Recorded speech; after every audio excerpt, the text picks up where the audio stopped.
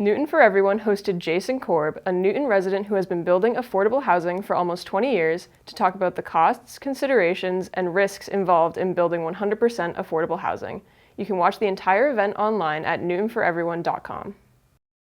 In case you're not familiar with us here at Newton for Everyone, we are a pro-housing organization. We're advocating for diverse housing opportunities for people of all ages, means, backgrounds, and abilities to be able to live here in Newton. Luke Mann O'Halloran shared his firsthand experience dealing with a housing crisis that happened to his daughter's friend.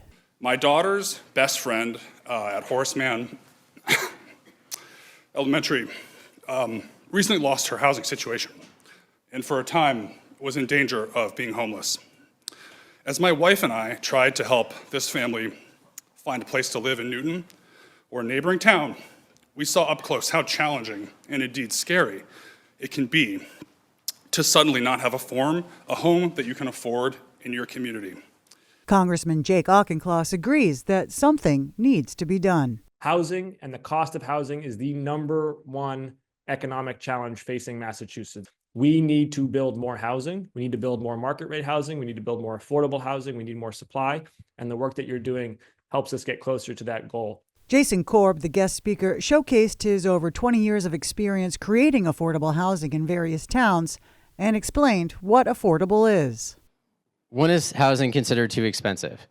So HUD says, and this is generally recognized, that 30% of one's adjusted gross income should be spent on rent and utilities. Any more than that, and you are cost burdened. And I know it probably seems like a low percentage. It used to be 25%. It was actually Edward Brooke, Senator Brooke, as part of the Fair Housing Act, passed this, and it was originally 25%, and now it's 30%. A lot of people are cost burdened right now, and housing is very, very expensive. I know I probably don't need to tell this group, but I pulled up a whole bunch of statistics, and I have all the references in here. 42% of renters in Newton are cost burdened. The Newton Housing Authority has a 10-plus year wait list for housing choice vouchers, which is a family program.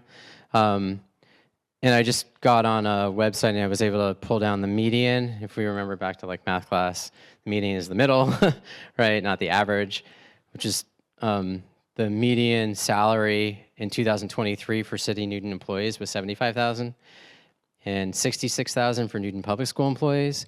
The average Newton 2-bed is $3,000 and 3-bed is $4,300. I pulled that off MLS, recent MLS numbers. So the point, though, is a 2-bedroom household, in order to not be rent burdened, would have to make almost $130,000 a year to afford a 2-bedroom in Newton. A 3-bedroom, you'd have to pay $180,000. You'd have to earn $180,000 a year. Korb continued with how this can be done in Newton. In order to receive state funding, we need to leverage our local funding. And Newton has a bunch of local funding. So the Affordable Housing Trust, which is fantastic and was recently created in the last 2 years, and Anne is the chairperson. Couldn't have a better chairperson, by the way. We have an allocation of funds through HUD, the Department of Housing and Urban Development, called Home and CDBG. We think we'll have that continuing. We'll have to see. And then the other thing is what I mentioned earlier, local fee reductions. I'll give you an example. When we were under construction on Frost Terrace, if you recall, a few cities and towns during COVID shut down construction. Most said it was an essential service and we had to keep building housing. Cambridge was one of the communities that shut down construction.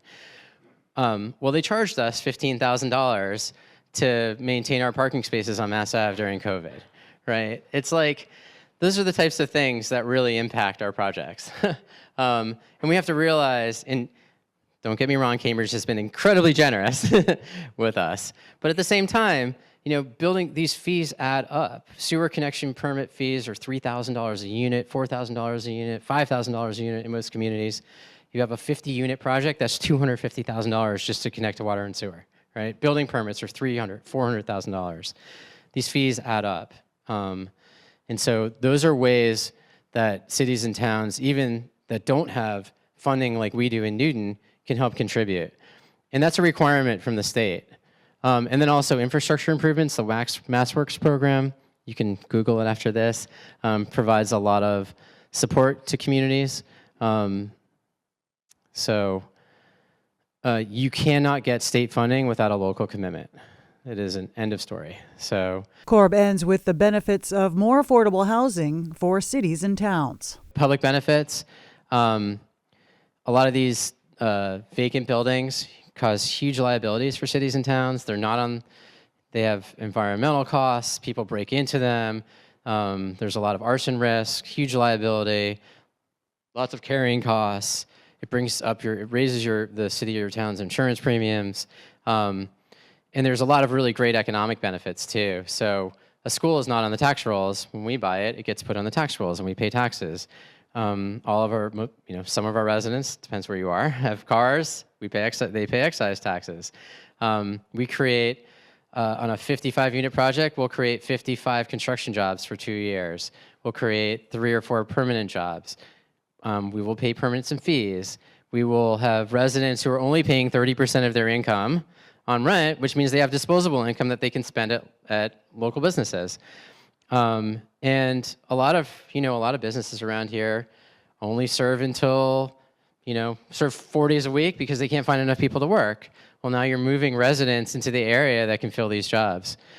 And then historic repurposing and saving all the buildings that we love. And I just put the Armory picture up there as an example. You can watch the entire event online at NewtonForEveryone.com.